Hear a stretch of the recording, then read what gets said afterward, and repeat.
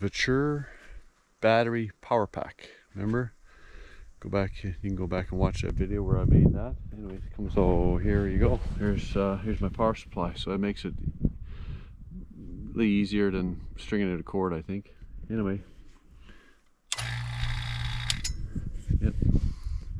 Used it all summer for doing showers and cooking meals and everything. So the Vatrer batteries really turned out to be really good. Check in the comments. There's a link there to the website if you're looking for one, or you can go and check the link for this video where I made this, and you can build your own. It's a much cheaper way to go than the all-in-ones. Or first frost since we've been in the house, I guess, since I've been home. So I just want to check and see how well our insulating has been going, I guess. Nice and white, but we got some heat coming out of the vents there. So let's go see what the front looks like. All the roof is white except for around the chimney. So that's good. That means we got good insulation done. Around the chimney, of course, there's no insulation right tighter on the chimney. So just so you know, it's 0 point something outside right now. It's 10 point something in the crawl space, and it's 25 in the house. So that's the numbers. I got three devices, or 3 sensors on one device. So I'm always monitoring. I'm happy with that. That's good. You look at your roof at the frost, you'll know if you got a good insulation job done. Should be out hunting birds, but I'm not. I mean, I just got a trail in through here now. You know, I got the wood stove here. That's a project in itself. I need that going because I want some heat in there. And then I got this going on and this going on and all this. See this? Look, everything just a trail. That's it. And back there, well, that's another story. But anyways, yeah, I just got to clean this place up. I mean, it's been go, foot on the gas with the house. And now that that's, you know, we're living in that, then I could relax on that a little bit. And alrighty, got some tidying up done here now. At least I can walk through here. Table's cleared off. And that's our next order of business, this wood stove. So, I want to clarify, our wood stove that we had here last winter, of course, was the expensive wood stove that I bought last fall that we put in here for the winter. Because this wasn't operational. I didn't have time to fool with it. We needed a wood stove for the house anyway, so we bought a good wood stove for the house, which we put in here and used for all last winter. Got that? Okay. Fast forward, we got the wood stove put into the house, the good one, the new one. So I think somebody, at least one viewer there, misunderstood what happened to it. But anyways, in moving it, what we did is we lowered a chain down here and put a bar across. Just hooked it to the mini excavator and it just held like this, right? On the stove in the house, there is a sheet of, I guess a cement board or something about, I don't know, 1/2 inch thick or so. And it's right up tight to the top here, to the metal top. And I forgot I had the old piece here. I want to show you what here. So here's this piece of fiberboard that goes up underneath in the ceiling of the top of the stove. Here's where the stove pipe comes in. So this is up tight. There's piece of metal tabs that are bent up that hold this up against the top. And of course that's to keep the top from warping, right? This piece of high heat fiberboard of some sort will take the heat. So when I put the chain down the bar across, I end up breaking this, right? So this is what you see, the cracks there. So I put a new one of those in. So I ordered it and got it replaced and took all the guts out up top, and yeah, so now she's like new again. Okay, so just clarify that. Now this one, the previous owners, I don't know, wasn't used to wood stoves or not. Anyway, this was a high efficiency wood stove like the one I have in the house, but all the guts been taken out of her, basically. So of course bricks are in there, and then there's tubes up top, 4 tubes, and then there's a thick layer. I'll show you here. So yeah, so this is the thick one here that somebody thought I broke on the other one, but this is not what I broke. Anyway, but this here is a new one for this wood stove over here now. And here's the new tubes. Okay, these are in with a cotter pin, I do believe. And then this blanket, I think, is the same idea as that piece of a 1/2 inch that I broke on my wood stove. I think this does the same purpose. I think that's what this is for. Don't know for sure, but I'm gonna try to see if that goes up top on top of this, I think. So we got the outside taken off here, the shell, and this one's about a 2011, I do believe. So this back on this one is welded on. There's some rust down here I'm not gonna be able to get at, which is fine. But I'm gonna clean the top, probably run a brush over that, spray some paint on that, clean up this side, and I'm going to put it up on I'm gonna make a stand like I did at the other stove. I'm gonna make a stand for it. So, and here's some new bricks. So my goal is to make this like new, and if I do, it'll be a good stove. Yeah, so I don't know where that blanket goes. That's the thing. Not sure where that goes, or what keeps it up there. Yeah.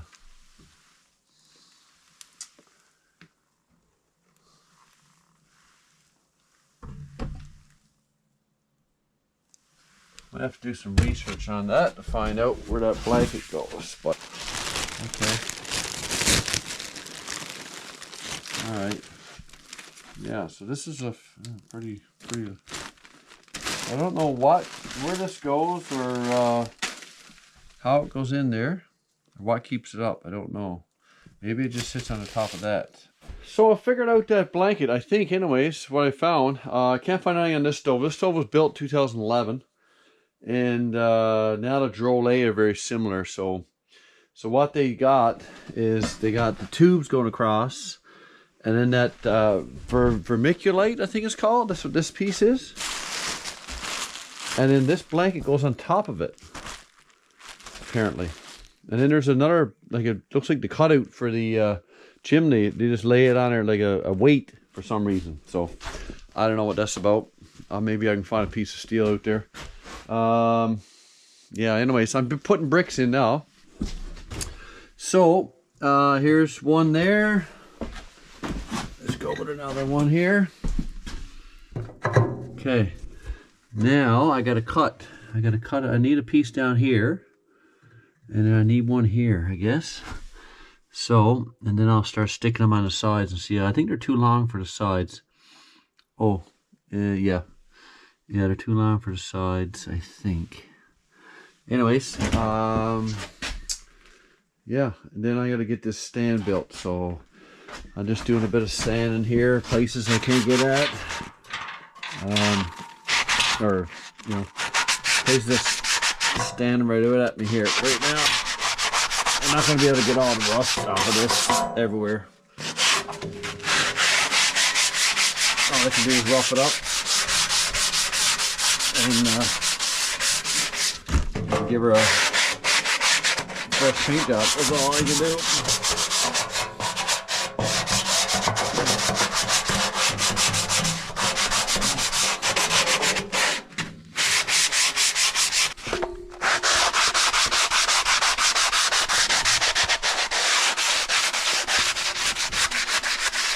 Yeah, see, she's warped there. She's gone in there from the steel. That's when those guys took the... That's what happens when you take the bricks out, right? And saving over here. So she's... Which it won't matter. It's not a hole or nothing, but... Just this little wavy, but if you left the bricks in there, that's what the brick does. The brick holds the heat and protects the metal, right? So it's very important. Anyways, I'm gonna carry on with it. I gotta make some noise now and cut some bricks, so I'll get back to you after that. All right, got some. So that one in there I cracked. Didn't break. Those new ones I got are not a bit like the old ones. These things here are very porous and very easy to break. And anyways, and these here are very hard to cut. So I thought I had extra, too many. But anyways, I probably didn't have enough. I had another one, I replaced it, but that's fine.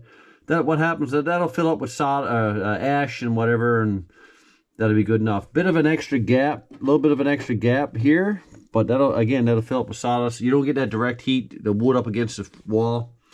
Couple little bits and pieces here, that's fine, just to hold these up. These are all good. These are all good. These are your most heat and vulnerable areas to the outside of the stove, right? So that's very important. The bottom, not so important. Actually, I should take this one out and replace it with that one back there. No, can't, because I cut that one. So anyways, that's going to stay. And yeah, the tubes fit pretty nice. So that big hole there is for stainless cotter pin, which I don't have. A notch here so they can sit. So you see there's only one set of holes that's facing outward. So they go in.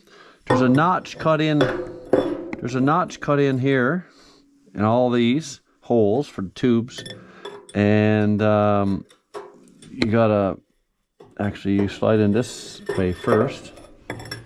You slide it back here. In, and you push all the way across, and now you put the cotter pin in there. In my case, I'm going to use a nail. Now from what I saw online, that's basically how that goes. It just goes up and lays on top of this, kind of seals it off a bit better, and that's it. I don't see any other way to it just kind of seals things off, I guess. Makes it tighter. These tubes are stainless, and they are, I think it was, you couldn't buy one. You had to buy 4 as a set. $150.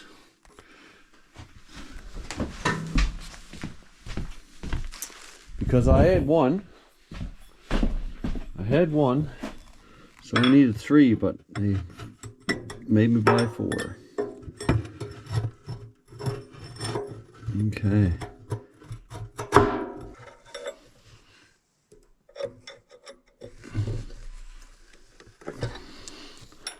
Okay. That should be how the guts of this stove works. Yeah, that should be how it goes. The only thing I'm missing is a weight. They said a weight for this thing. I don't know what you need a weight for. The blanket, I don't think it's gonna hoof up the chimney, but I'll go and see if I got a piece of metal out there I can lay on top of it, but before I put the chimney on. So anyways, so now I think what I'll do is I'll get it, I'll measure up, I'm gonna get it down, and then I'm gonna make my stand. So I'll take you through that process.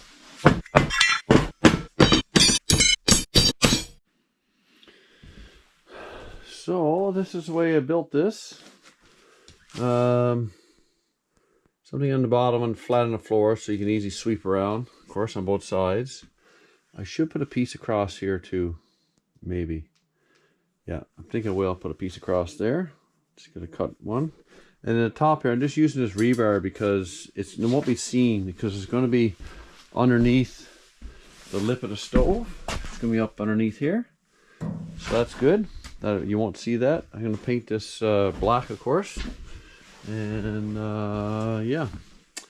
And then you'll be able to sweep underneath here. Same as the one I built for the house. But I didn't show you that one, building that one. I was in too big of a hurry, so. So we got the rack finished. There we go. Get a coat of paint on it there now. Oil paint, so it'll take all night to dry. So this is the front, so you can easily sweep in underneath there. So there you go. That's how I like. Anyway, it worked good before on the house, so I think it's gonna be good there. So yeah, next thing is wait that to dry, and then we'll get it underneath the stove and get it over in place. So I had the rack out all night here. Now it's got frost on it. I don't know if the paint's dry, probably not. But it's oil paint. But you know what? It's going underneath that stove no matter what. Let's go give her a shot.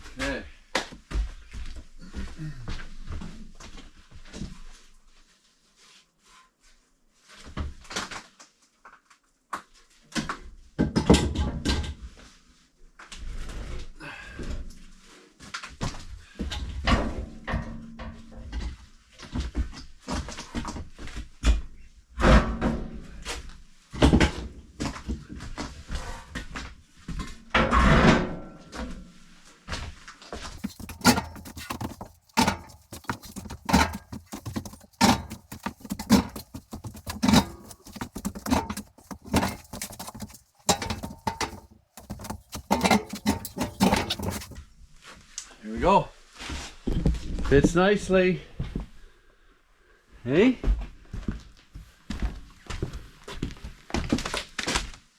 So last year I put the stove in place before I painted the floor. So I'm gonna sweep this up really good, this spot here, and yeah, I'm gonna paint it. So unfortunately it's a setback. So that's okay, gotta be done. So let's get it done. Well, 4 or 5 hours gone past now. Floor is all painted, ready to slide this back. Of course I'm gonna do some damage to it. So I still got it out, ready to touch it up. Alright, so I should have the right amount of, the pipe should be good there now.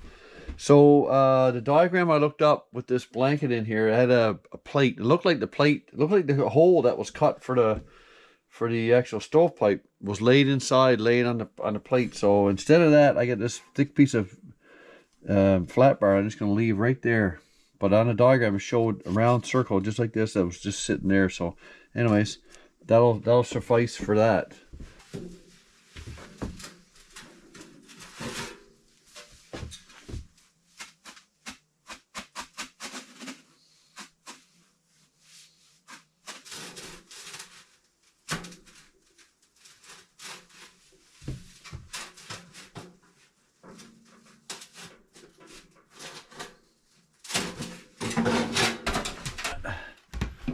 Actually, I'm gonna get some.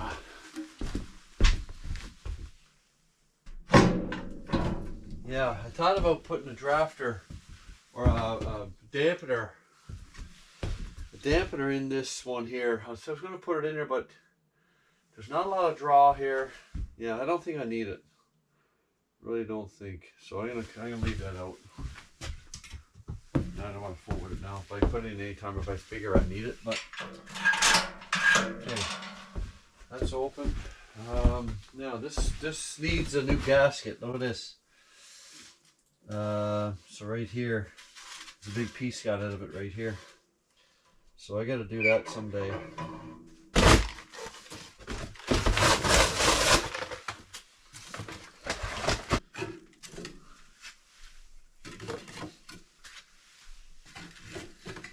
All right. We need a light. A torch.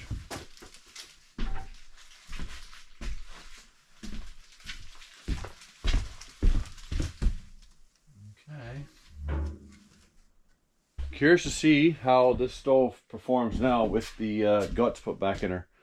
Yeah, the doors needs to be cleaned up. I got to do that another time. But I want to get some heat in this building. This building's cold now because it's cold last night. So I want to get some, and it hasn't been, it's damp here too. It hasn't been any fire in here for a while. So I got to clean up this floor here and probably give it another coat of paint. But anyways, yep, here she goes. Okay. We got her going good now, guys. Just had a roar in there pretty good. Now remember, there's a gasket gone here in the thing. Now we don't have a lot of draw. This chimney's not very tall, so that's probably going to equal out. But she's cooling down now. I just shut her down, but if you just open her up here, there she goes. So yeah, lots of heat coming out of her there now. Lots. Whew, tons. Really hot. So that's good. I don't think it's quite as good a stove as we got in the house, but it's built along the same lines. It's a little bit smaller firebox, just a tad smaller, I think, but perfect size for this shop. So yeah, so I'm looking forward to yeah, it's gonna be a good addition. And hey, that stove was worth back in its day. It's probably a $2,000 stove. 2011 is the year of it. Welcome back. It's sticker time again. Yeah, so we got a couple of stickers or last little while. This is the most recent one. Let's see who it is. Somebody. Drum roll. Voila. Rowsells Everyday Off Grid. Rowsells Everyday Off Grid. So Diane and Gilbert. Yeah, they're off grid. They got property that they're doing a bit of everything all the time. Out the boat and fishing and hunting or gathering wood. So very similar to what we're doing here, I guess. Anyways, I had the pleasure of meeting Gilbert at a work site. I didn't really have a chance to sit down and talk to them, but next time I hope to. Go shoot over there and have a look. Yeah, great. Just a variety of everything, and they're off grid, like I said, doing. They got an outdoor kitchen, beautiful outdoor kitchen, and Diane's really good with the garden. Seems like lots of good, good stuff with the garden, spuds and all kinds of vegetables and all that stuff. So yeah, really good channel for that. And yeah, anyways, Rowsells off grid. Let's find a spot for them on the board here. For a 14-year-old stove, it was worth to spend. I think it cost me. It was a little over $300 probably, or maybe $270 or something like that. It was over $400, including that piece I broke on the other stove. But so it was worth the investment to rebuild that stove. I mean, those tubes were $150 alone, I think. And then that big piece up top was, yeah. Anyways, stay tuned. I'm gonna do some paint on here. I just want to get the place warmed up and get some heat in here. It hasn't been for a while, and so I'm hoping to get some paint on this afternoon here before it gets too cold. I want all the metal to warm up, so stay tuned for that.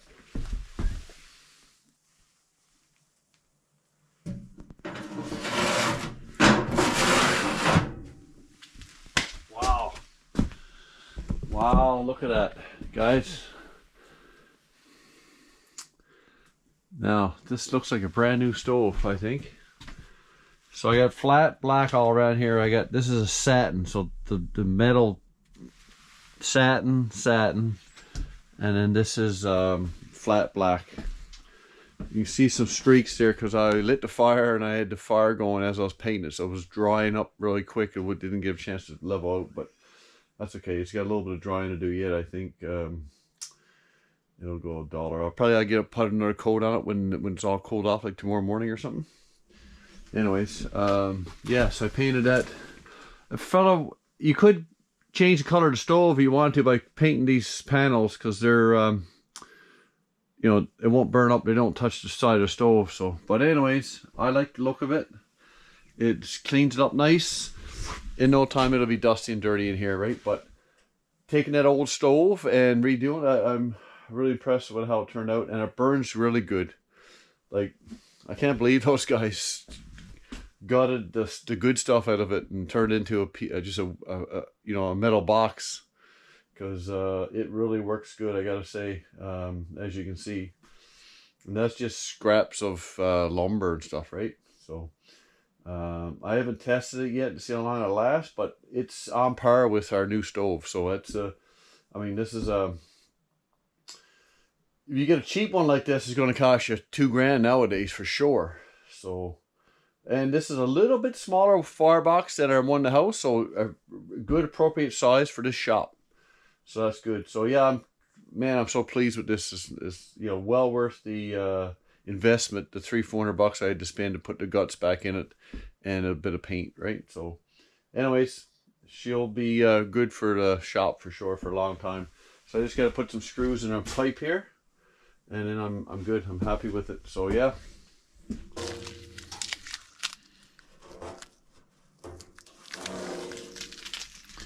Yeah, good old stove. She'll live to go another while for sure.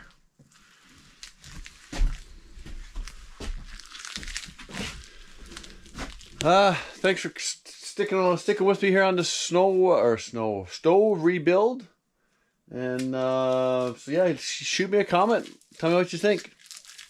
Was it worth the money, or should I just say to hell with it and go buy a new stove? I'm curious to think or to hear what you got to say about it. Anyways, hope you enjoyed this video, and give me a thumbs up, leave me a comment. Thank you for watching.